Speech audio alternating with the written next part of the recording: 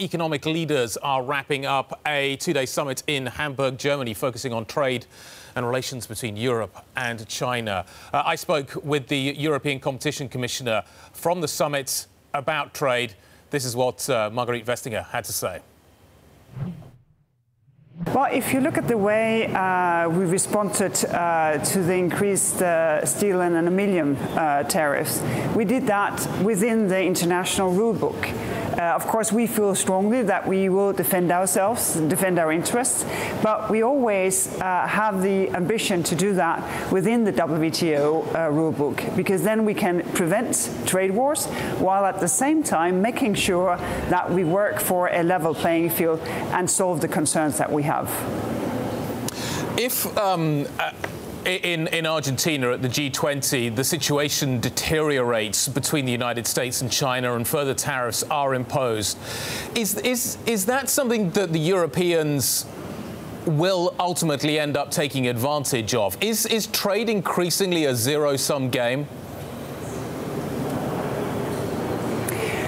Well, the thing of trade war is that nobody wins. In the long term, we all lose out, and it's important for us to solve our conflicts. We have been proposing reforms of the WTO system because we share the views that it's not working well enough. And in that, of course, we work with our US counterpart, with our Chinese counterpart, and we see that many countries are now coming on board to see if we can make our multilateral system work better. And that, for us, is a key priority because still increasing tariffs makes businesses, put businesses in a very difficult situation, while solving problems is the way forward. It's interesting to see what is transpiring here, because increasingly antitrust authorities, and we certainly see this in the United States and to a certain extent in Europe, are being used as weapons in this global trade war. Is that a situation that you are comfortable with? Well, that cannot be the case, because antitrust is about the evidence of the case, the fact of a case, the behavior of a company, whether that's illegal due to competition law or not.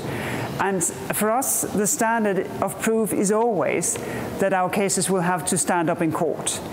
We cannot let ourselves be kidnapped by one cause or another cause, by one side of the aisle or another side of the aisle, because we serve the European consumers so that they have the benefit of free and fair competition.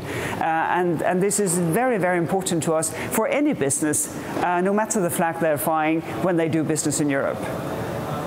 Sometimes, though, Europe needs industrial champions. Sometimes it needs champions in all sort of areas of commerce. We need size and we sometimes need strength as a result.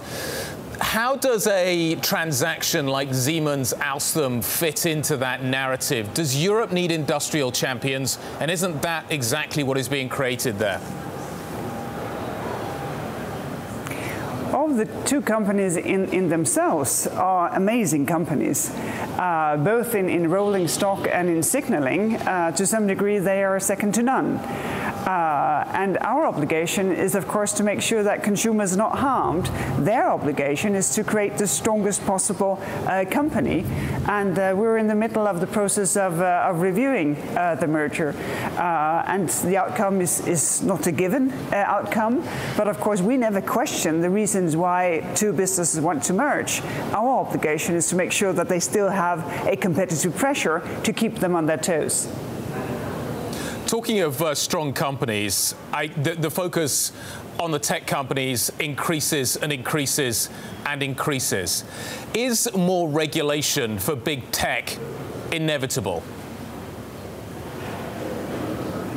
I think so, yes. I see the use of competition law enforcement in specific cases, but I also see the need for regulation. And the European Commission, my colleague Margrethe, has tabled a proposal that relates to the business-to-platform relationship. Because we have found now in so many cases that relationship is not sufficiently transparent. Many businesses, they have no idea what is happening, why it's happening, or who to turn to get the problem solved. And that, I think, need regulation, just as well as we needed regulation in order to secure sort of the citizen digital rights. So without regulation, it is very difficult to have a sort of fair competition. It's not done by competition law enforcement in itself.